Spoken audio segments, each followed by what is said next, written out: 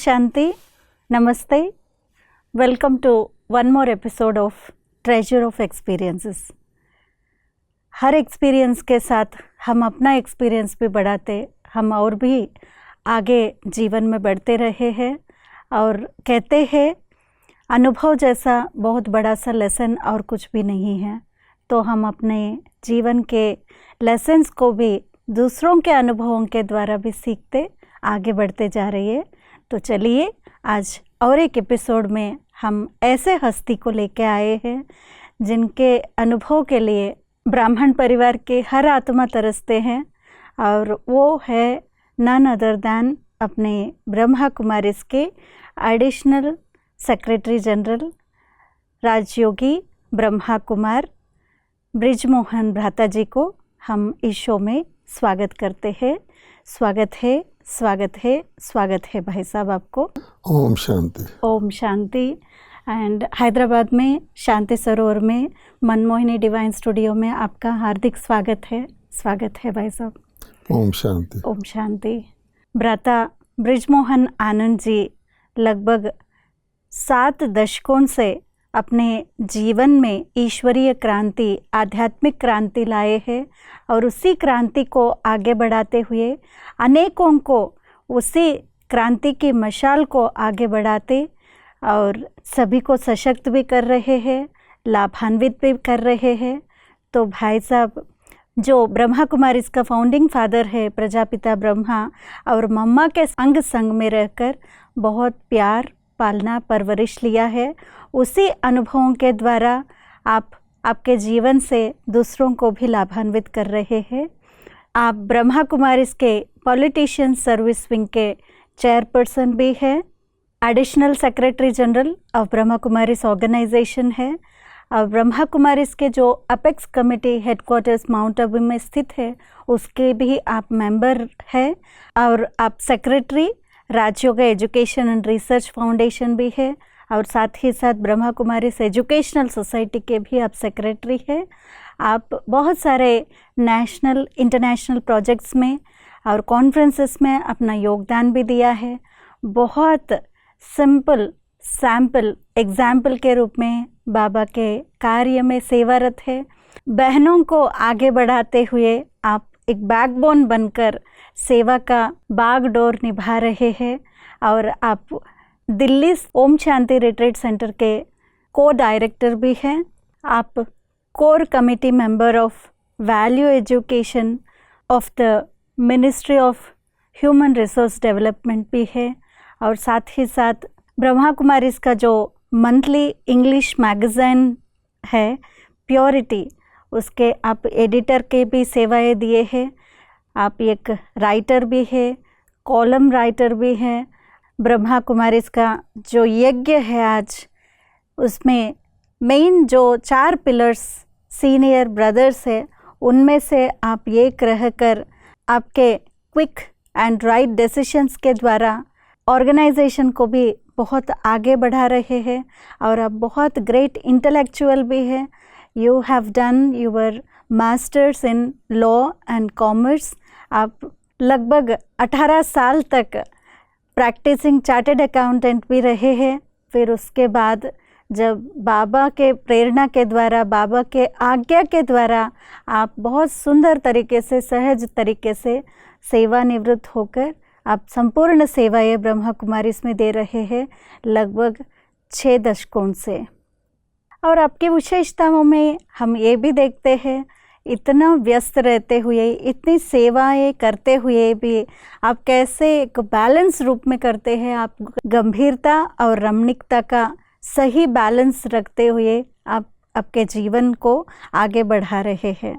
तो चलिए आज भाई साहब के जीवन के कुछ पलों को फिर से जिएंगे। शांति, आप यहाँ पर आए हैं और शांति सरोवर में स्पेशली और मनमोहिनी डिवाइन स्टूडियो में आप फर्स्ट टाइम पधारे हैं, और आपके चरण स्पर्श से ये स्टूडियो भी पावन हो गया, और हम बहुत खुश हैं आज आपको यहाँ पर पाकर, और आपके जीवन के अनुभवों के द्वारा हम भी लाभान्वित होते हैं।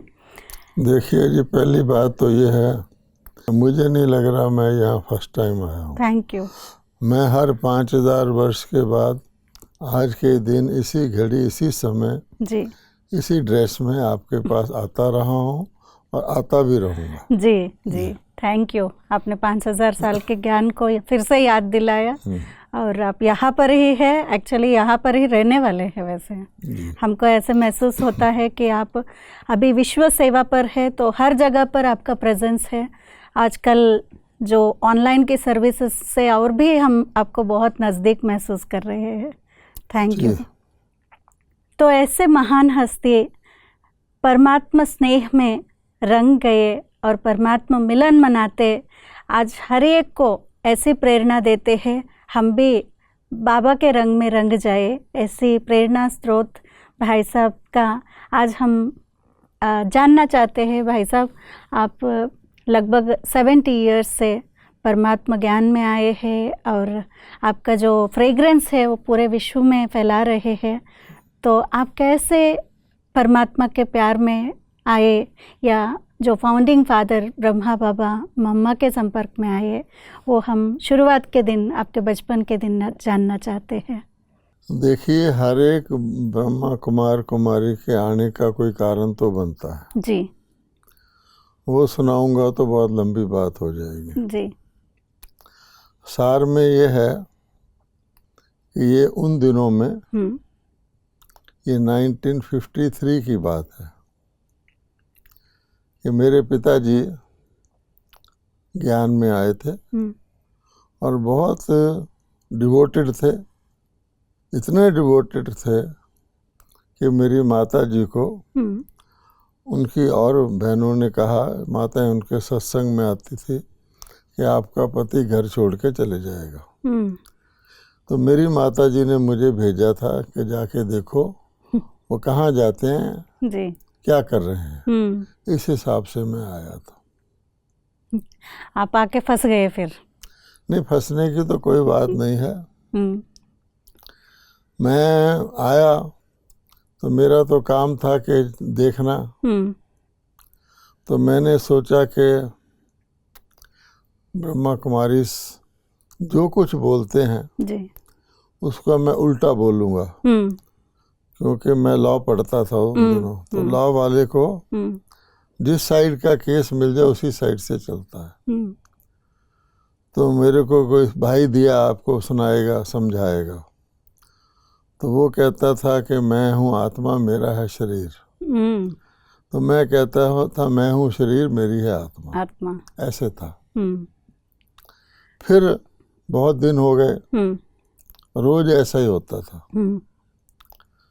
फिर एक दिन उन्होंने कहा कि आपको एक बड़ी पुरानी बहन जी है जो ट्रांस में जाती है भगवान के पास, वो आपको मेडिटेशन कराएगी। मैंने कहा करा दो। तो बहन जी आई, बैठी, मेरे को बिठाया सामने धरती पर और बोली तुम बहुत अच्छी आत्मा हो। तो मैं अंदर से हंसने लगा कि मैं कॉलेज का लड़का सारी दुनिया भर की शरारतें करता हूँ और ये कह रही अच्छी आत्मा, तो ज़रूर मेरे को फ्लैटर कर रही है, इसी तरह ये आ जाएगी। परंतु उसका फ़ोन बजा, वो बहन उठ के फ़ोन सुनने चली गई दूसरे कमरे में जी। उस पीरियड में मैं अकेला बैठा था। तो वहाँ वेंटिलेटर था। आजकल तो वेंटिलेटर रहे नहीं, हॉस्पिटल में ही होते हैं, लेकिन उस वक़्त होते थे। वहाँ से ऐसे लगा कोई फॉग जैसी चीज़ आई है, उसने मुझे घेर लिया है जी। और मुझे खुशी हो रही है, हंस रहा अंदर से। तो मैंने अपने आप को टटोला, मैं ठीक ठाक हूँ। तो मैं ठीक ठाक था। तो मैंने कहा ये क्या हो रहा है। तो मेरे मन में एक चेंज आई कि मैं रोज़ इनको जो बोलते हैं उसको उल्टा बोल देता हूँ, शायद यहाँ कोई शक्ति होगी। तो जो कुछ ये मुझे कहेंगे अब मैं उसको समझने की कोशिश करूँगा। अगर एक भी बात मेरी समझ में आ गई जी, बहुत बातें हैं, तो फिर मैं माता जी को भी कह दूंगा ज्ञान ठीक है, और खुद भी इसको समझने की कोशिश करूंगा। बहुत अच्छी बात आपने सुना है भाई साहब। तो आप पंजाब में थे उस समय? नहीं, दिल्ली में। दिल्ली में ही। तो उस समय मालूम है कि ब्रह्मा बाबा मम्मा बहुत बार दिल्ली में भी आते थे, और आप मधुबन में भी बहुत बार बाबा मम्मा के गोद लिए हैं और उनके पालना परवरिश में अपने आप को आगे बढ़ाया। तो हम कुछ ऐसे अनुभव सुनना चाहते हैं ब्रह्मा बाबा मम्मा के साथ, जो सभी के लिए प्रेरणादायक भी हो और वो एक जैसे शक्ति मिले उससे। जी, बाबा मम्मा तो दिल्ली में कभी कभी आते थे जी। इकट्ठे तो कभी आए नहीं। कभी बाबा आते थे, कभी मम्मा आते थे। बीच बीच में हम भी माउंट आबू मधुबन जाते थे। अब आपने पूछा है तो मैं मम्मा का एक सुना देता हूँ जी। कि उन दिनों मातेश्वरी जी दिल्ली से वापस माउंट आबू जाने के लिए रेलवे स्टेशन पर आई थी। थोड़े से भाई बहन होते थे, वो लाइन लगा के खड़े थे। अब मातेश्वरी जी उनको दृष्टि देके एक से दूसरे को ऐसे ऐसे बधाई ले रही थी। तो ट्रेन जो थी, उनका जो डिब्बा था वो कोई 50 गज दूर था और ये प्लेटफार्म पे कर रही थी। तो ट्रेन ने विसल बजा दी, गार्ड ने हरी झंडी हिला दी। तो अभी मातेश्वरी जी आधे भाई बहनों से मिले थे जी। तो हमने कहा मम्मा ट्रेन, जैसे कहते हैं जल्दी में। तो मम्मा ने सुन लिया, लेकिन वो जैसे दृष्टि दे रहे थे, जितना समय लगा रहे थे, उन्होंने तेजी नहीं करी, वैसे ही करते रहे। 2-4 से और मिले। तो फिर गार्ड ने दूसरी बारी झंडी हिला दी, सीटी बजा दी। हमने फिर कहा मम्मा गाड़ी। फिर भी मम्मा ने जल्दीबाजी नहीं की। जैसे अव्यक्त बाबा को हम देखते हैं आजकल, पहले देखते थे तो बाबा सबको दृष्टि एक समान देते थे, चाहे वो फर्स्ट हो चाहे वो लास्ट हो। 50 भी होंगे तो तेजी नहीं करेंगे जी। जो वहाँ सेवादारी भाई बहन है वो भले कहें जल्दी करो, और वो नहीं करते थे। तो हमने देखा मम्मा ने पूरा किया।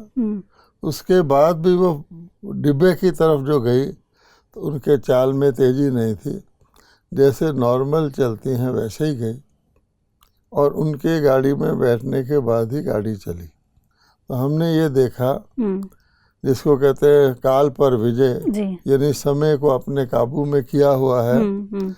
मतलब समय हमारे अनुसार चलेगा, ना कि हम समय के अनुसार। तो ये धैर्यता की शक्ति हमने मातेश्वरी जी में देखी थी। प्रकृति जीत आत्माएं और काल पर जीत पाई हुई आत्माएं, बहुत सुंदर अनुभव आपने सुनाया भाई साहब। इससे हम सीख सकते हैं कैसे अंदर स्टेबल थे, तब जाके सभी के ऊपर विजय प्राप्त किया है। इसी प्रकार से एक बार मातेश्वरी जी दिल्ली में आई थी जी। तो जो बंगला था उसके अंदर एक पहले गेट से लेकर गैरेज तक एक रास्ता था। गर्मियों के दिन थे। मातेश्वरी जी का हमने बाहर उनका बिस्तर लगाया था। मातेश्वरी जी सोई, मेरी ड्यूटी थी उस बंगले में उनका ध्यान रखने की, केयर टेकर के तौर पे मैं कम रहा था। सुबह मैंने देखा मातेश्वरी जी उठे हैं तो उनके बेडशीट पर कोई रिंकल नहीं है, और जैसे कोई किसी को फूल को रख दे और उठा ले, ऐसा उनका मैंने बेडशीट देखा। मुझे लगा कि हम लोग जब सोते हैं तो बहुत सारे उसमें बल पड़ जाते हैं, और वास्तव में आप किसी व्यक्ति की मनोस्थिति देखनी हो तो सुबह उसके बेडशीट को देखो, तो कईयों का कैसा होता है, कईयों का कैसा। तो मैंने देखा कि मातेश्वरी जी की नींद जो थी बिल्कुल नॉर्मल थी, बल्कि बहुत अच्छी थी, जिस कारण से ऐसे लग रहा था, बेडशीट ही बता रहा था कि किस प्रकार से थोड़े समय में पूरी निंद्रा करती है। ये भी हमने देखा जी। और भाई साहब, हम ये भी जानना चाहते हैं कुछ ऐसे अनुभव ब्रह्मा बाबा के साथ आपका बिताए हुए क्षण। देखिए, ब्रह्मा बाबा के साथ तो दिल्ली में जी ब्रह्मा बाबा आए थे। उन दिनों एक ही सेवा केंद्र था, उसका नाम था कमला नगर जी। तो उसमें नीचे मालिक मकान रहता था, ऊपर कोई और टेनेंट रहता था, उसके ऊपर ब्रह्मा कुमारी रहती थी। तो उसमें भी एक कमरा कोई हिंदी के अखबार के सब एडिटर रहता था, उसके ऊपर छत था, कोई लिफ्ट वगैरह नहीं था जी। तो ब्रह्मा बाबा आए तो छत पर गए, सीढ़ी चढ़ के गए जी। और उस समय बाबा ने कहा, हम लोग गए थे छत पर, कि देखो बच्चे, तुमने बाबा को बुलाया है तो नीचे और कोई किसी प्रकार का भोजन करता है, कोई गृहस्थी लोग रहते हैं जी। तो अगली बारी बाबा को बुलाओ तो कम से कम एक अलग स्थान पर बुलाना। और वो अलग स्थान वही था जिसमें मतेश्वर जी आए थे। अच्छा। वो एक बंगला लिया गया था सिंगल स्टोरी का। जी। अगली बार बाबा उसमें आए थे जी। और उस समय बाबा जैसे होता ना, एक एक बच्चे को, थोड़े बच्चे थे, मिलते थे तो हर एक को उसकी आगा पीछा जानकर उसको बाबा उसके अनुसार राय देते थे। ये मैंने नोट किया। मेरे पिताजी थे, उनको बहुत शौक था कि मैं अपना सब काम काज छोड़ के मैं ईश्वरी सेवा में लग जाऊँ, समय थोड़ा है। तो बाबा उनको राय देते थे कि नहीं, तुम परिवार वाले हो, तुमको परिवार में रहकर ही सेवा करनी है। बहुत अच्छी बात सुनाए भाई साहब। अब रह गई बात माउंट आबू की। जी। तो माउंट आबू में तो हम बाबा के पास कई बारी गए हैं। तो हमने ये देखा कि बाबा बच्चों के लिए हर बच्चे का अलग अलग पर्सनल ध्यान रखते थे। वैसे तो बाबा कहते थे कि बाबा तो दुनिया के ज्ञान सुनाने आए हैं, किसी का इंडिविजुअल नहीं करते, लेकिन किसी किसी बच्चे का हमने देखा बाबा स्पेशल ध्यान रखते थे। उसके आदि मध्य अंत को देखकर रखते होंगे। तो जब पहली बार हमारा परिवार बाबा के पास गया तो उसमें मेरे पिताजी थे, माताजी थे, मैं था और छोटा भाई था। तो पिताजी को तो बाबा ने वही कहा कि तुमको ट्रस्टी बन के रहना है, तुम्हारा परिवार है।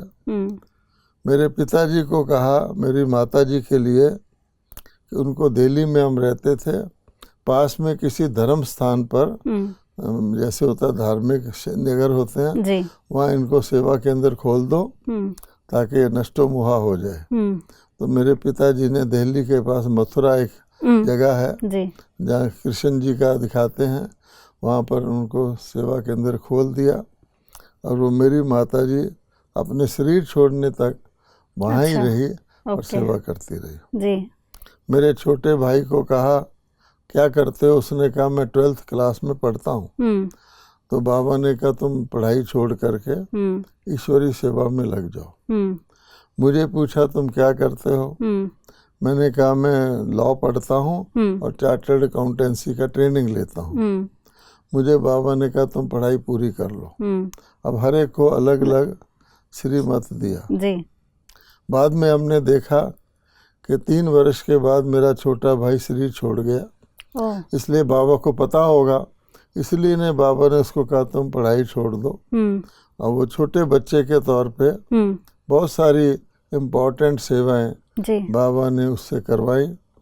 एक्चुअली वो जो मकान ढूंढा गया था सिंगल स्टोरी का, वो भी मेरे छोटे भाई ने दिल्ली में नए नए एरिया में बन रहे थे मकान, ढूंढा था। और फिर जिनका मकान था उन्होंने पूछा तुम तो बच्चा है, तुमको हम कैसे दे देंगे। उसने कहा मैं अपने पिताजी को लाऊंगा। उस समय उसका किराया 400 रुपीज़ था, आज पता नहीं कितना होगा। तो वो मकान था, उन्होंने मॉडल बिल्डिंग बनाई थी, उसके पीछे स्विमिंग पूल था, उसी में मम्मा आई थी। मेरे को इसलिए कहा कि तुम पढ़ लो, शायद बाबा को पता होगा ये लंबी आयु जिएगा। तो अभी तो मेरी आयु समझिए सितंबर में 90 इयर्स हो जाएगी। जी। अभी समझो जुलाई है। तो इसलिए बाबा ने कहा कि तुम पढ़ लो, पढ़ाई पूरी कर लो। इसका मतलब है शिव बाबा ब्रह्मा बाबा के द्वारा हर एक की जन्म पत्री जानते हैं। त्रिकालदर्शी बाबा आपको बहुत अच्छे से सेवाओं के लिए निमित्त बनाए हैं और वो आपका भविष्य भी देखा है, इसीलिए आपको ऐसे श्रीमत दिया है। तो हम बहुत कहानियाँ सुनते हैं, आप जब पढ़ाई करते थे उसके बाद प्रैक्टिसिंग चार्टर्ड अकाउंटेंट के रूप में भी करते थे, बहुत रेपुटेटेड इंस्टीट्यूशंस में भी आपने काम किया है। और इतना सब कुछ होते भी, मतलब आपके लिए करियर भी अच्छा है, फिनेंसेस भी अच्छा है, फैमिली भी अच्छा है, सब कुछ होते हुए भी आप आध्यात्मिकता को आपके जीवन में लाए और उसके बाद पूरा जीवन को समर्पण करने का एक लक्ष्य लिया है। वो कौन सी इंस्पिरेशन से आप पूरा पढ़ाई के बाद मतलब जॉब भी किया, अच्छे पोजीशन से फिर आप देखिए ऐसा कुछ नहीं है, मुझे कोई स्पिरिचुअल लाइफ लीड करने का ना तो मेरा कोई खास इंटरेस्ट था, कई होते हैं शुरू से धार्मिक होते हैं, ना मुझे कोई शौक था और ना ही मैं सोचता था कि मैं फुल टाइम कोई स्पिरिचुअल लाइफ लीड करूँगा। ये सब बाबा ने ड्रामा के अनुसार कराया है। तो मैं तो भक्ति भी बहुत ज़्यादा इंटरेस्ट से नहीं करता था, लेकिन जो पार्ट होता है तो मेरे माता पिता के कारण मैं आ गया। अब ज्ञान में आ गया तो चार्टर्ड अकाउंटेंसी तो मैं पढ़ता ही था। तो मेरे को मैं ऐसा फील करता हूँ कि पास होने में भी बाबा ने मदद की। अच्छा। उस समय ये 1956 की बात है जी। चार्टर्ड अकाउंटेंट का रिजल्ट 9% होता था, बहुत डिफिकल्ट गिना जाता था और मुश्किल से कोई बच्चा फर्स्ट अटेम्प्ट में पास करता था।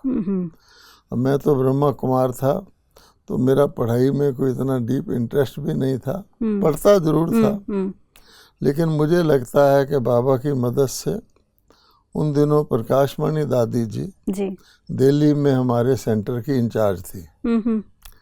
तो मैंने सोचा कि पढ़ाई तो जो करनी है सुबह मैं एग्ज़ाम देने समय उनसे दृष्टि लेके जाता था कि मेरा माइंड जो है एकाग्र रहेगा। शायद उस कारण से या जो ड्रामा था मेरा बना हुआ, तो मैं फर्स्ट अटेम्प्ट में पास हो गया। अब पास होने के बाद आमतौर पे चार्टर्ड अकाउंटेंट जो होते हैं वो प्रैक्टिस करते हैं, अपना ऑफिस खोलते हैं जी। तो मैंने भी उसी अनुसार दिल्ली में एक बहुत अच्छे बिजनेस एरिया में एक होटल में कमरा लेकर अपना ऑफिस खोला, क्योंकि होटल में टेलीफोन मिल जाता है, बेरर मिल जाता है, कोई कस्टमर आए उसको चाय वगैरह पिला सकते हैं, और बिजनेस एरिया में अपना ऑफिस यंग पर्सन तो बना नहीं सकता।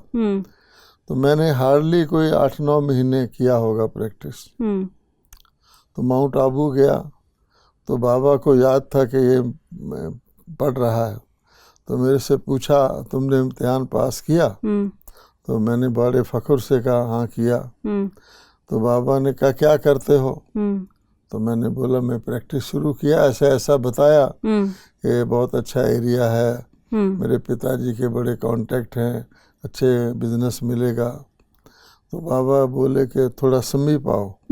मैं बाबा के समीप तो था ही, थोड़ा और गया तो मुझे देखकर बोले कि देखो बच्चा, अगर तुम प्रैक्टिस करेगा तो सारा ध्यान तुम्हारा दूसरों के अकाउंट को, इनकम टैक्स को कर लगेगा, बुद्धि लगेगी, और भोजन भी करेगा तो तुम्हारा ध्यान उधर ही रहेगा। तुम कोई सरकारी जॉब कर लो। अच्छा, बाबा ने कहा। ओके। और बाबा का पर्सनैलिटी भी ऐसा था, और मैंने उसी वक्त फैसला किया कि मैं प्रैक्टिस छोड़ के सरकारी जॉब करूँगा। तो बाबा के कहने से मैंने सरकारी जॉब किया। मैं ऑफिस में दोबारा नहीं गया। मेरा भाई जिंदा था, मैंने कहा सबकी बुक्स वापस कर दो, और फर्नीचर, वहाँ एक सेंटर था रजौरी गार्डन, वहाँ भेज दो ऑफिस का। ओके। तो बाबा का ये कहना है कि मेरा कोई भी बच्चा कोई भी एक महत्वपूर्ण बात बाबा की मान लेगा तो सारी लाइफ बाबा उसका हेल्प करेगा जी। तो शायद उसी कारण से आज तक बाबा ने मेरे को हर काम में एक्स्ट्रा सहयोग दिया है जी। जो सफलता आपके जीवन में मिली है, ऑफ कोर्स आप में गुणों का खान है, बहुत सारे गुण है, बहुत सारे विशेषताएं हैं, उस अनुसार बाबा आपको यूज़ कर रहे हैं हर सेवा में। आज यज्ञ के जो 4 पिलर्स हम कहते हैं वरिष्ठ भाई, उनमें से एक है आप, और आपकी सेवाएं, आपके खुशबू से सबको लाभान्वित कर रहे हैं। तो आप शुरुआत में जब समर्पण हो गए, यज्ञ में आ गए, बाबा के पास फुल समर्पण हो गए, उस समय आप दिल्ली में बहुत सारे दादियों के साथ में रहकर सेवाएं किए हैं और बहुत सारे प्रेरणाएं भी देते हैं आप उन सब अनुभवों के द्वारा। कुछ प्रेरणाएं हम लोगों के लिए, दादियों के साथ का अनुभव। देखिए, बहुत लंबी चौड़ी बात है जी, मुझे सोचना पड़ेगा, मुझे याद भी नहीं है। लेकिन बाबा की मैं बात सुना सकता हूँ जी, कि जब आप बाबा के बच्चे बन जाते हैं तो बाबा को आपकी हर चीज़, फ्यूचर, पास्ट, प्रेजेंट पता रहती है। और जैसे कोई संसारिक पिता अपने बच्चे की कोई कमी है उसको भी वर्णन करके किसी के पास नौकरी करने ले जाना हो तो पिता कहता ना, मेरा बच्चा इतना लायक नहीं है लेकिन आपका बहुत आज्ञाकारी रहेगा। इसी प्रकार से मैंने नोट किया कि बाबा हमारी पास्ट, प्रेजेंट, फ्यूचर को जानता है और हर चीज़ को जी, छोटी मोटी भी कोई आपकी है तो सेवा में लगा के सफल करवाता है। तो बाबा ने नौकरी भी मुझे दिलवाई, उसकी भी कहानी है कि मैं तो चल पड़ा, बाबा ने तो कह दिया तुम जॉब कर लो। मेरे खानदान में किसी ने जॉब नहीं किया। अच्छा। ना मुझे मालूम है गवर्नमेंट नौकरी क्या होती है। तो बाबा के कहने के अनुसार मैंने न्यूज़पेपर पढ़ा, उसमें नौकरी देखा। तो जो पहली जॉब थी चार्टर्ड अकाउंटेंट्स की, पहली जो मैंने देखी, उसी को मैंने एप्लीकेशन हाथ से लिखकर भेज दिया। मुझे ये भी मालूम नहीं था कि टाइप कराना होता है। भेज दिया। अभी बाबा की शक्ति थी तो मुझे इंटरव्यू भी आ गया। पीछे बाबा की शक्ति है। तो जब मैं दिल्ली से उस जॉब के लिए गया तो 8 लड़के उसी जॉब के लिए उसी ट्रेन के उसी डिब्बे में जा रहे थे। वाह। और सारे के सारे मेरे से होशियार थे इन दी सेंस कि वो फटाफट इंग्लिश बोल रहे थे, आपस में हंस रहे थे, खेल रहे थे, स्मार्ट लगते थे। और मैं कोने में बैठा हुआ सोच रहा था ये अगर जा रहे हैं तो मेरे को तो जॉब मिलना मुश्किल है। कई तो ऑलरेडी जॉब करते थे। तो खूब वो हंसते खेलते गए, मैं कोने में बैठा गया। जब मैं वहाँ, मेरा इंटरव्यू हुआ, मुझे नहीं पता उनका क्या हुआ। मेरे से 5 क्वेश्चन पूछे गए। 4 क्वेश्चन मुझे आते ही नहीं थे क्योंकि मैं ब्रह्मा कुमार, काम ठीक करना है, पढ़ाई ठीक करना है, इससे ज़्यादा मुझे कुछ चक्कर नहीं है जी।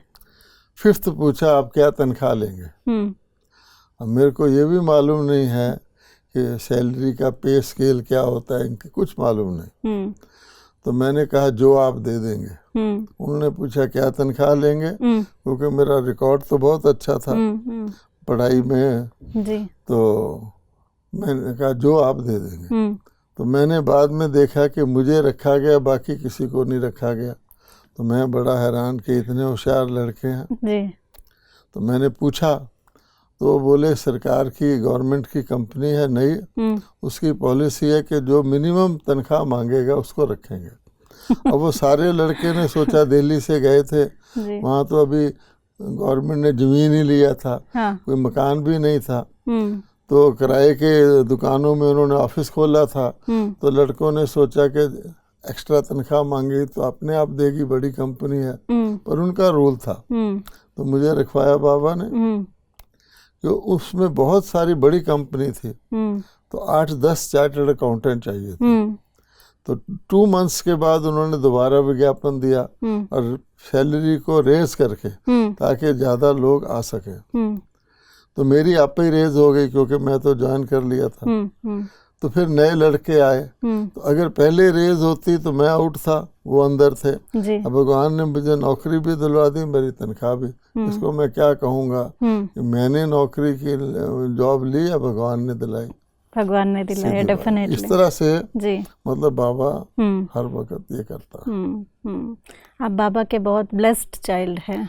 नहीं, मतलब ये है कि हमें फील भी नहीं हुआ कभी कि हम कोई खास कर रहे हैं जी, और बस बाबा कराता गया और हम करते गए। और जो कुछ एक स्वाभाविक, जैसे एक छोटा बच्चा होता है, जी, माता पिता जो कहते हैं, जी। अब हम बाद में सोचते हैं बाबा ने ऐसे हेल्प किया, ऐसे हेल्प किया। मतलब रग रग में आपका बाबा से प्यार जो है वो झलकता है भाई साहब, हर बात में, हर एक्टिविटी में वो झलकता है। मैं आपको एक घटना और सुना देता हूँ जी, कि माउंट आबू में पांडव भवन है, जो हमारा हेडक्वार्टर है। जी, उन दिनों में छोटा था, तो उसके सामने एक जगह ली गई थी, जहाँ एक बहुत बड़ा हॉल, जिसको आजकल ओम शांति भवन कहते, बनाना था। जी, और पांडव भवन का किचन भी जो था, उसको थोड़ा अपडेट करना था।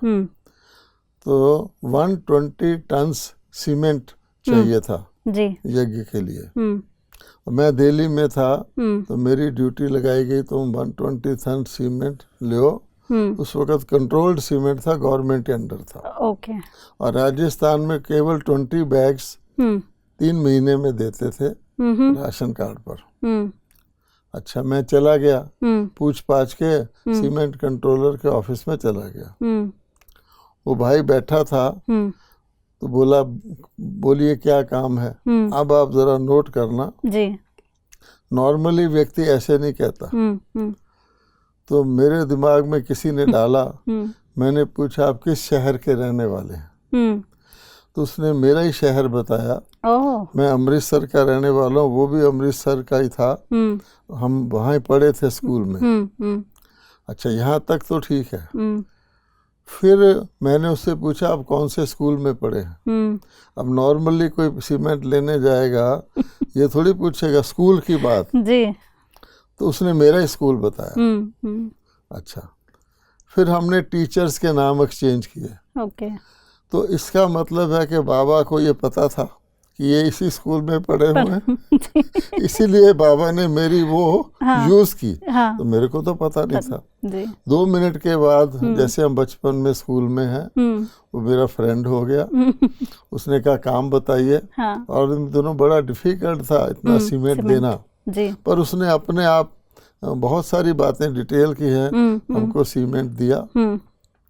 और जब तक सीमेंट डिकंट्रोल नहीं हुआ, और जगह भी दिल्ली का रजौरी गार्डन बना, 3-4, वो देता रहा। तो मतलब ये उन दिनों 20 रुपीज बैग सीमेंट था, 20 रुपये ब्लैक मार्केट था। लेकिन हमने सारा सीमेंट उससे लिया। अब इससे क्या पता लगता है कि बाबा को ये भी पता है कि किस तरह काम करवाना। जी। इससे आप समझ सकते हैं कि बच्चे की कोई भी बात होगी, बाबा उसको यूज करके सफल कराता। यही हम आप में देखते हैं भाई साहब कि कैसे आप एक इंस्ट्रूमेंट होकर बाबा कैसे चलाए, बाबा कैसे कराए, अपने आप को एक्सेप्ट करके ऐसे जाते रहते, उसी में आपके सक्सेस हम देख रहे हैं। क्योंकि हम उस बाबा के पास थे, तो हमारे को लगता ही नहीं था जी कि कोई नौकरी कर रहे हैं, कोई छोड़ रहे हैं। तो हमको सचमुच कोई इंटरेस्ट नहीं था कि वो नौकरी कर रहे हैं। अपने घर में बाबा का सेंटर बना लिया, आसपास के नगरों में गए, तो अच्छी नौकरी है, पैसा मिल रहा है, सेवा भी हो रही है, और मेरे को तो सुबह शाम काम करने का अभ्यास था। मैं लॉ और चार्टर्ड अकाउंटेंसी भी सुबह शाम पढ़ता था, तो नौकरी दिन में करता था, और वो भी बहुत साल हो गए। तो नौकरी ऐसे थी जैसे साइन करना है, थोड़ा बैठना है, तो मेरे को तो अच्छा था। परंतु बाबा को था, उसको था कि इसको सेवा में लाना है। तो इसलिए बीच में जब अव्यक्त बाबा आते थे तो मेरे को पूछा कि मैं पंजाब में था, तो हॉलीडेज के दिनों में मैं दूसरे शहरों में ईश्वरी सेवा करने जाता था जी। बाबा ने ऐसे कहा कि तुमने कोई आप सामान बनाया है? फिर बोला कि देखो कभी तुम बीमार हो जाओ, ना जा सको, तो कोई दूसरा है जो तुम्हारी जगह जाके सेवा करे, क्योंकि मैं सेवा में बहुत इंटरेस्ट लेता था। तो बाबा ने कहा अगली बार आप सामान बना के आना। नॉर्मली भी बाबा सबको कहता है आप सामान बनाओ ताकि कभी ज़रूरत पड़े तो नेक्स्ट व्यक्ति। बाबा ने भी बच्चों को आप सामान बनाया था जी। दादियों को। तो मेरे मन में उसी समय बाबा के पास बैठे दो फेस उभरे। वहाँ दो भाई थे, एक अमीर चंद भाई थे और एक लक्ष्मण भाई थे। तो दोनों मेरे से नेक्स्ट थे सेवा में। तो उसके बाद मैंने जानबूझ के कहीं जाना है तो मैं कहूँगा कि अभी मैं नहीं आ सकता, ऑफिस से छुट्टी नहीं, आप जाओ आप जाओ। तो नेक्स्ट टाइम मैं गया तो आप सामान, मैंने बाबा को बोला मैंने आप सामान बना दिया। अच्छा। तो उस वक़्त बाबा ने कहा कि बच्चे तुम नौकरी करते हुए ईश्वरी सेवा तुमको पसंद है या तुम समझते हो कि सारा टाइम ईश्वरी सेवा ही करो? मेरे से पूछा। मैंने सोचा, मैंने देखा कि मुझे तो एक जैसा ही है। नौकरी भी मेरी सरकारी है, नाम मात्र है, बहुत सालों से मैं हूँ, साइन करता हूँ, थोड़ा गाइड करता हूँ। तो मैंने कहा बाबा मेरे लिए तो दोनों काम करना ठीक है। अब मैं तो नहीं जानता फ्यूचर को। फिर बाबा ने कहा अच्छा 19-20 बताओ, यानी ये बताओ कि मान लो तुम्हारे को छोड़नी पड़े तो तुम। मैंने फिर सोचा, मैंने कहा पैसा भी मिलता है, नौकरी में नए लोग आते हैं कॉन्ट्रैक्ट में, ईश्वरी सेवा। फिर मैंने बाबा को कहा मेरे लिए तो बराबर है। अच्छा, ये मीटिंग पूरी हो गई, परंतु मेरे पीछे एक गुजरात की स्कूल टीचर बैठी थी। उसने बाबा से कहा बाबा मैं अपनी जॉब छोड़ के ईश्वरी सेवा करना चाहती हूँ। तो उसको बाबा ने मेरी तरफ इशारा किया कि देखो इसको मैंने कहा, इसने क्या उत्तर दिया। उसको बोला तुम यही समझो बाबा ने तुमको टीचर रखा हुआ है, जब बाबा को छुड़ाना होगा तो छुड़ाएगा। मैं केवल ये करता था, मैं अपनी मर्जी नहीं करता था, अपनी राय बता देता था। मीटिंग पूरी हो गई। उसके कुछ मंथ्स के बाद, फिर 5-6 मंथ बाद फिर मैं बाबा से मिलने गया तो बाबा बोले बच्चे तुम कभी किसी सेंटर पर रहे हो, ब्रह्मा कुमारी सेंटर पर, दूसरे सेंटर पर? अब मैं तो बीच में दिल्ली आया था 1 मंथ का लीव लेकर। वहाँ मैंने एक बड़ा सेंटर पे रह के एक म्यूजियम बनाया था जी। मेरे को शौक था। और उस म्यूजियम में मोरारजी देसाई जब प्राइम मिनिस्टर थे वो आए थे फर्स्ट टाइम। तो मैंने कहा बाबा मैंने एक महीना छुट्टी लेके ऐसे ऐसे एक महीना म्यूजियम बनाया था। बाबा ने बोला वहाँ तो तुम गेस्ट के तौर पे गए थे, तुम जॉब करते हो, ऑफिसर हो, सेंटर में जाओगे, फल फूल ले जाओगे तो वो तो तुमको अच्छी तरह रखेंगे। तुम कभी वैसे सेंटर में रहे हो? फिर बाबा आप ही बोले कि जब सेंटर में रहते हैं ना तो संस्कारों का टकराव होता है, पर्सनैलिटी क्लैश होता है, तो वहाँ काफ़ी मन बुद्धि को एडजस्ट करना पड़ता है। इतना ही कहा। मैंने कहा जी मैं तो इतना ही रहा हूँ। तो इसका मतलब यह कि स्टेप बाय स्टेप बाबा मुझे तैयार कर रहा था कि तुमको रहना है। तब तक भी मेरे मन में नहीं था कि मैं फुल टाइम रहूँगा। इस प्रकार से यानी उसको हमारा फ्यूचर पता है और वो उसके अनुसार ही बिल्कुल धीरे धीरे नेचुरल वे में अगर कोई प्रिपेयर्ड नहीं भी है तो उसको उसके लिए तैयार करता है। ये बात जी। तो आपके जीवन में बाबा कैसे स्टेप बाय स्टेप आगे लेके गए, फिर आप ऐसे राइटर भी हैं और एडिटर भी रहे हैं और हर आर्टिकल हम पढ़ने की कोशिश भी करते थे और अभी भी कर रहे हैं। मेनली ब्रह्मा कुमारीज के जो मंथली मैगज़ीन, बहुत रेप्यूटेटेड मैगज़ीन प्योरिटी के आप एडिटर रहे हैं। 40 साल तक आप वो सेवाएं करते ही रहे हैं।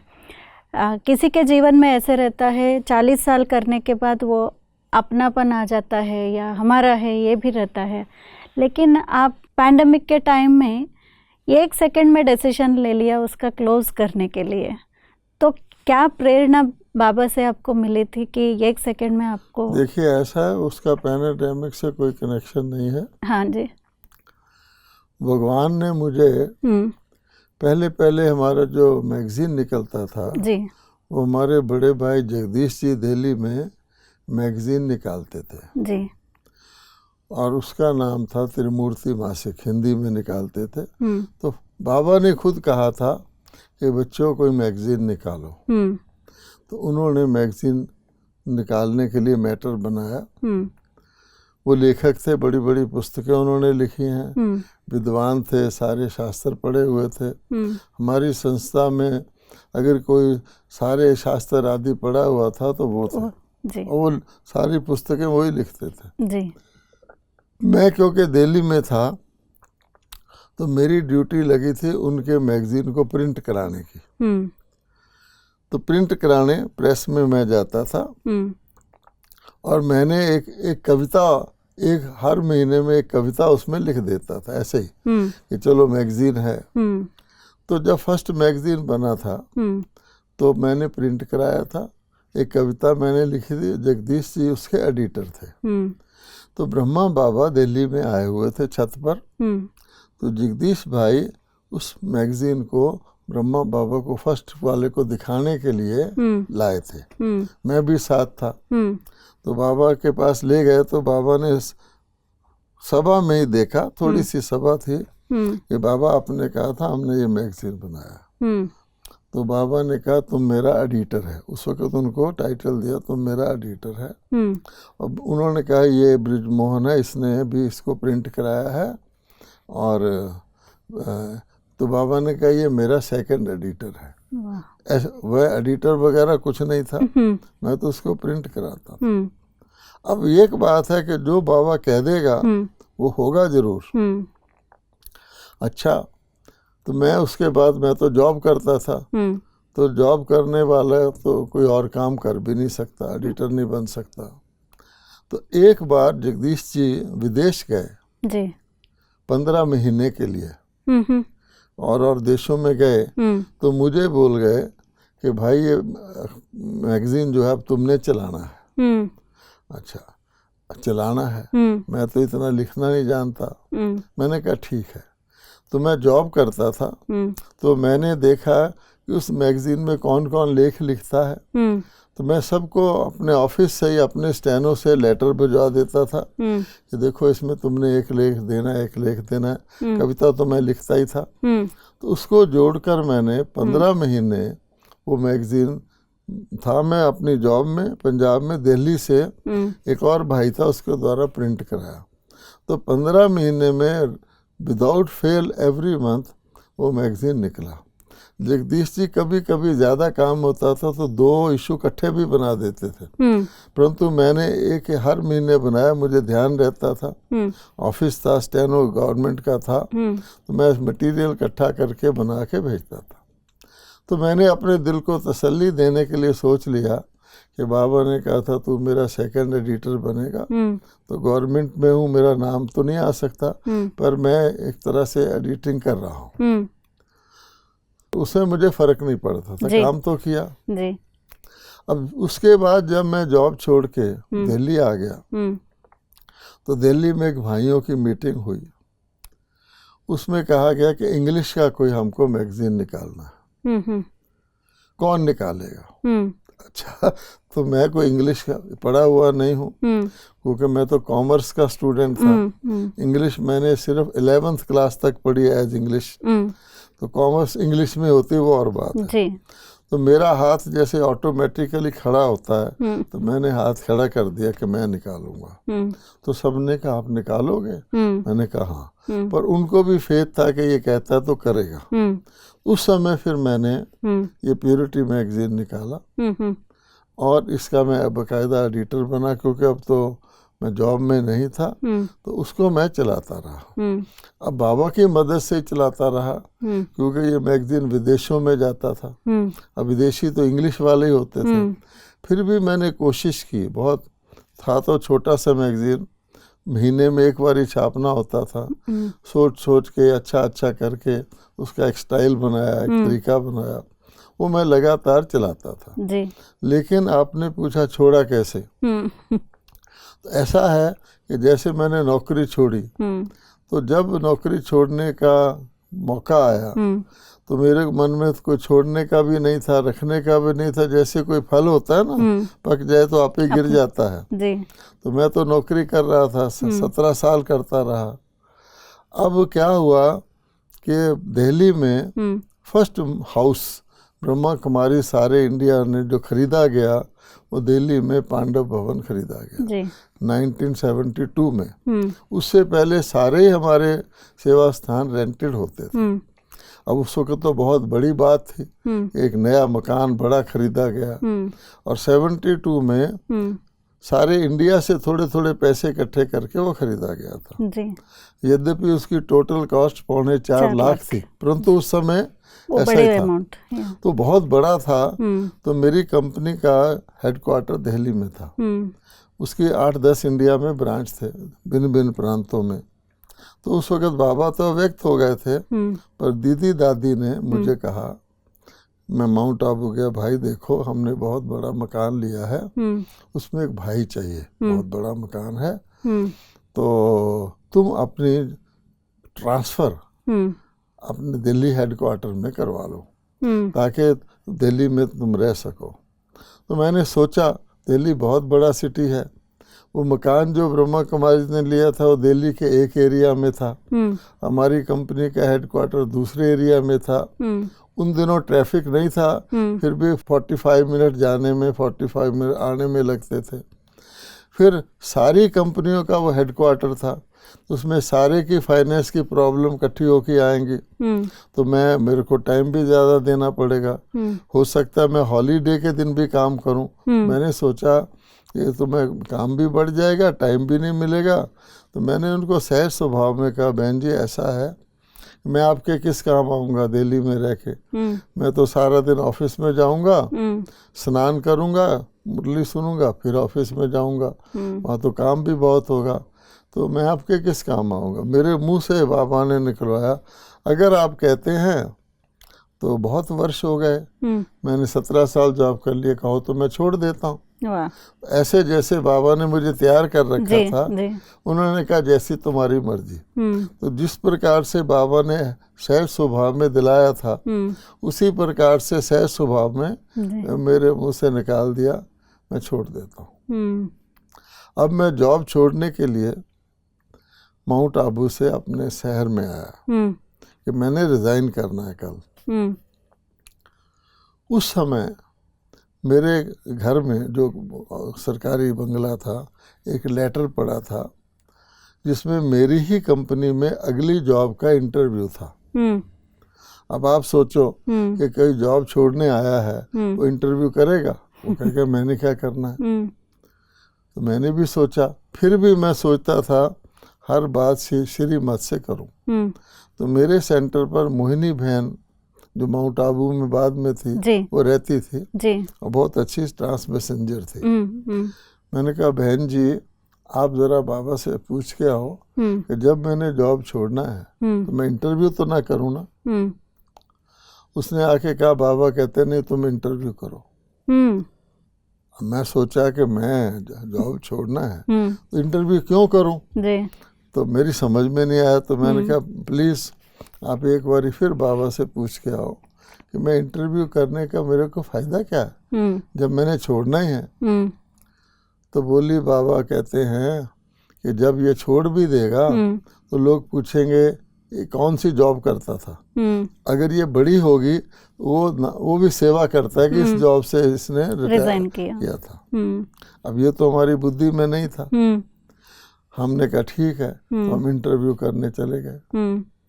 अब देखिए इंटरव्यू करने गए तो बहुत बड़ी जॉब थी। तो उसमें गवर्नमेंट का एक ऑफिसर आता है, यूपीएससी का एक होता है। तो हमारी कंपनी का फाइनेंशियल एडवाइज़र सबसे बड़ा, 3 जनरल मैनेजर, अलग अलग, बहुत बड़ा बोर्ड था। और सबसे पहले मुझे ही बुलाया गया। तो जिसको सबसे पहले बुलाते हैं तो बहुत पूछते हैं जी। मैं चले गया, मुझे कोई रिस्क तो था ही नहीं, मैंने तो छोड़ना ही था। तो मेरा रिकॉर्ड देख के बोले आपका रिकॉर्ड तो अच्छा है, पर आप 17 साल एक ही जगह रहे हैं, अब हम आपको जॉब देंगे तो दूसरी कंपनी में भेजेंगे। अब मेरे को तो कुछ था नहीं, मुझे 17 साल रहने को भी बाबा ने कहा था। बीच में भी वो एक्सपीरियंस्ड ऑफिसर को नई कंपनी में भेज देते थे, थोड़ा ज़्यादा पैसा देते थे। मेरे को भी उस वक़्त असम में हमारी कंपनी खुलनी थी नाम रूप में, तो वहाँ सेंटर भी नहीं था। तो मैंने बाबा से पूछा कि मुझे वो भेज रहे हैं, थोड़ा पैसा भी देंगे। तो बाबा माउंट आबू में थे, बोले नहीं नहीं वहाँ बहुत मच्छर होता है, 9 महीने बारिश होती है, तुम नहीं जाना। तो मैंने कहा बाबा वहाँ सेंटर नहीं है। बाबा बोले बाबा बाहर जाता है कहीं, तुम नहीं जाना। उसके बाद मैं 17 साल अपनी प्रमोशन छोड़ के भी वहीं रहता था। अब वो बोले कंपनी वाले, मैं तो छोड़ना ही था। मैंने कहा आपको मालूम है सबको मेरे घर में ब्रह्मा कुमारी सेंटर चलता है, वहाँ कोई प्राइवेट अकोमोडेशन नहीं है, इसलिए मेरे लिए तो मेरी कंडीशन तो सेम ही है, क्योंकि मुझे तो डर नहीं था। इतने में चेयरमैन का फ़ोन बजा और मिनिस्टर ने उसको बुला लिया। हमारी फर्टिलाइजर मिनिस्ट्री थी। तो बाकी बोले क्या करें, आप तो जा रहे हैं। बोले कोई बात नहीं, मैं जल्दी आ जाऊंगा, पूछते रहो प्रश्न। अब वो तो चले गया। वो सारे के सारे अब वो रिलैक्स हो गए। उन्होंने कहा कि ये आएगा। तो बोले अच्छा, सारा इंटरव्यू चेंज हो गया, आपकी हॉबी क्या है। अब देखो पोस्ट है फाइनेंस मैनेजर की, पूछ रहे हैं आपकी हॉबी क्या है। अब मैं क्या बोलूं, मैंने कहा स्पिरिचुअल स्टडी, और क्या बोलता। तो अच्छा वो बोले तुमने गीता पढ़ी है। तो मैंने कभी कोई पुस्तक पढ़ी नहीं, बाबा का ज्ञान सुना है, लेकिन एक गीता हमको कॉलेज में जब हमारा डिग्री मिला था, एक सेठ जी ने सब बच्चों को एक एक गीता दी थी, संस्कृत टू हिंदी। मुझे संस्कृत तो आती नहीं, वो मैंने पढ़ी थी, और फिर ज्ञान में आने के बाद भी पढ़ी थी। उसके बाहर के पेज में मैंने इंडेक्स बनाया हुआ था, ये पॉइंट यहाँ लिखा है, और मेरी बुद्धि में था जी। मैंने कहा हाँ पढ़ी है। बोले गीता का सबसे इम्पोर्टेंट श्लोक बताओ।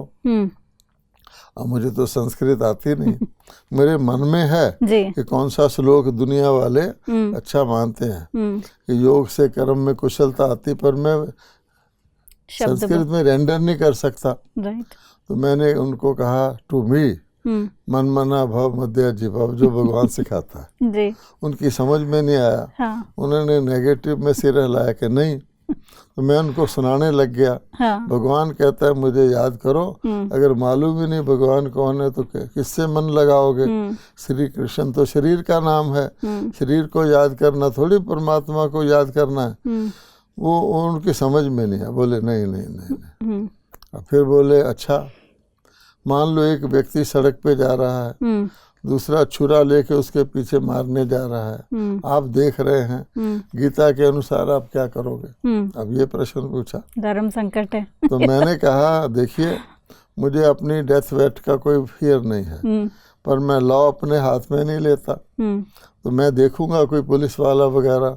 फिर उन्होंने सिर हिलाया कि नहीं। तो पहली बार नौकरी दे रहे थे, मैं भी 4 बार नहीं किया था। अच्छा, तो फिर बोले अच्छा मान लो जिसको वो छुरा मारने जा रहा है वो आपका रियल ब्रदर है, फिर आप क्या करोगे गीता के अनुसार। तो मैंने कहा रियल ब्रदर है तो मेरी कर्मिक अकाउंट है उसके साथ, मेरी ज़्यादा ड्यूटी है। तो मैंने कहा मैं देखूंगा मैं क्या करूंगा, मैंने कुछ सीधा जवाब नहीं दिया। तो दूसरे ने बोला 9 मिनट हो गया, अब इनको जाने दो। तो मैं गया, मुझे सिलेक्ट किया, फिर मैंने रिजाइन किया। अब दिलाई भी भगवान ने, छुड़ाई भी भगवान ने। इस तरह से हमारी लाइफ को वो कंट्रोल करता है, अब तक भी कर रहा है। तो ना हमको मिलने का कोई खुशी होता है, ऐसे नहीं कि गम होता है, लेकिन है ना छोड़ने का कोई चिंता होता है। ऐसी प्योरिटी मैगजीन है, बहुत साल हमने चलाया। अभी हमको पता था हमको दिल्ली से माउंट आबू जाना पड़ेगा, तो हमारे एक भाई साहब जो अकाउंट संभालते थे उन्होंने शरीर छोड़ दिया। तो हमने सोचा बहुत कर ले, किसी चीज़ को आप 40 साल चलाओ तो रूटीन जैसा हो जाता है। तो इसलिए हमने सोचा कि अब इसको बंद करने का समय आ गया है, तो हमने बंद कर दिया। बहुत लोगों ने हमको लेटर लिखा, प्योरिटी ऐसे है वैसे है, बहुत अच्छा है, बहुत सेवा होता है। इसको हमने इसीलिए बनाया था, ये बड़े बड़े गवर्नमेंट ऑफिसर से भाई बहन मिलते हैं, तो बुक तो एक टाइम होती है, तो हर महीने निकलता है, कोई नई चीज़ उसमें डाल देते हैं, तो वो उसको देंगे। तो बहुत सारे VIPs को लगभग सारे बड़े केंद्रों वाले देते थे। अब हमने कहा बहुत दे दिया, ये भी तो रूटीन हो गया ना। हम तो ये मानते हैं कि ज्ञान भी रूटीन बन जाता है अगर आप रिपीट करो। लोग कहते हैं ना कि माला फेरना, जाप करना ये तो भक्ति है, पुस्तक पढ़ना ये तो ज्ञान है, ऐसे मानते हैं ना। गीता पढ़ना ज्ञान है, वेद पढ़ना ज्ञान है, तो प्योरिटी बनना भी ज्ञान हो गया। लेकिन हम ये मानते हैं अगर आपने गीता पढ़नी है, एक बार पढ़ लो, 2 बार पढ़ लो, अगर आप जन्म जन्म वही गीता पढ़ते रहोगे तो माला फेरने जैसा नहीं हो जाएगा, वो तो रूटीन हो गया। फिर वो भी तो भक्ति में आ गया ना, कि किसी चीज को बार बार करते रहो, जन्म जन्म करते रहो। तो हमने कहा 40 साल लोग ये प्योरिटी पढ़ते रहे हैं, अब ये तो भक्ति जैसी माला फेर रहे हो गए ना, इसलिए इसमें कुछ ज्यादा अब सेवा नहीं रही जितना हम इसमें मेहनत करते थे। 3-4 दिन लगा, इसलिए हमने उसको बंद कर दिया। एक सेकंड में। हाँ, ये है। जी, मतलब आप इतना हमें पता है कि बाबा कोई और काम करा लेगा। जी, अब सूक्ष्म भी होता जा रहा है, क्योंकि आप देखेंगे कि स्थूल साधन खत्म होते जा रहे हैं। तो अगर हम आपको इसकी कहानी सुनाएं कि आज के कलयुग में आपको पता है भ्रष्टाचार है, आप प्योरिटी बनाएंगे, फिर उसको आपने प्रिंट कराना है, तो आपको पक्का निश्चय होना चाहिए कि जितनी प्योरिटी प्रिंट करानी है उससे 25% आपको कागज ज्यादा लेना है, क्योंकि जो प्रिंटर होगा कुछ तो खराब होता है, आजकल खराब कम होता है, ऑटोमेटिक वो थोड़ा कागज रख लेता है चोरी से। फिर जब उसको बाइंड होने जाता है तो बाइंडर भी थोड़ा कागज रख लेता है रद्दी बेचने के लिए।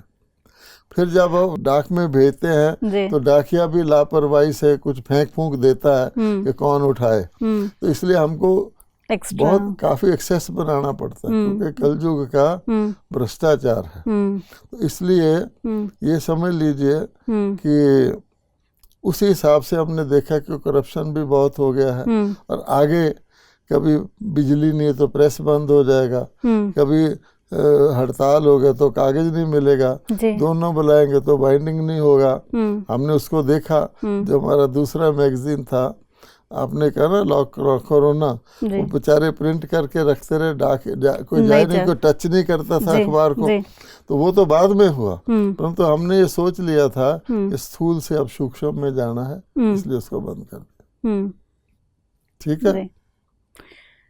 तो भाई साहब बहुत अच्छा सुंदर अनुभव बताया आपने। आपका जितना अटैच्ड है, मतलब कोई भी सेवा में इतना अटैच्ड होके जान जिगर से फुल अटेंशन से सेवा भी किया, उसे 1 सेकंड में न्यारा कैसे बनना है ये भी आपके अनुभव से हमने सीखा। तो आपके पर्सनालिटी ऐसे है, बहुत विटी भी है, बहुत सेंसिटिविटी है भी है आपके जो बोल है उसमें, और आपके बैलेंस्ड पर्सनालिटी, गंभीरता और जो रमणीयता का बैलेंस भी हम देखते हैं। तो आपके पर्सनालिटी से बहुत कुछ धारण करने का मिला है। आज तो ऐसे ऐसे अनुभव हम अपने दिल में कायम रखते हैं कि जिससे हम भी आपके जैसे बने और आपकी प्रेरणा उनसे हम भी आगे बढ़ते रहे, यही हमारी शुभ इच्छा है। भाई साहब, आप इतना समय दिया हमारे लिए और नई नई बातें, बहुत सारे अनुभव नए भी हमने आज सुनने का मौका मिला। आप यहाँ पर पधारे हैं, बहुत बहुत आपको धन्यवाद भाई साहब, आपका इतना टाइम मिला, थैंक यू। ओम शांति। तो व्यूअर्स, आज हमने इतने अच्छे अच्छे अनुभव सुने ब्रह्मा बाबा के साथ का, और ख़ास करके मम्मा के साथ का भी अनुभव सुना है, और भ्राता जी के जीवन के जो सार है, निचोड़ है, वो सब अपने वचनों के द्वारा, अनुभवों के द्वारा भाई साहब ने हमको सुनाया। तो ऐसे ही बहुत सारे एपिसोड्स आप देख सकते हैं और उससे लाभान्वित हो सकते हैं। उसके लिए you can subscribe Shanti Sarovar Hyderabad YouTube channel, और आपके जो मन की भावनाएं हैं उसमें आप लिख सकते हैं कमेंट्स के द्वारा। You can share this valuable precious अनुभव भी।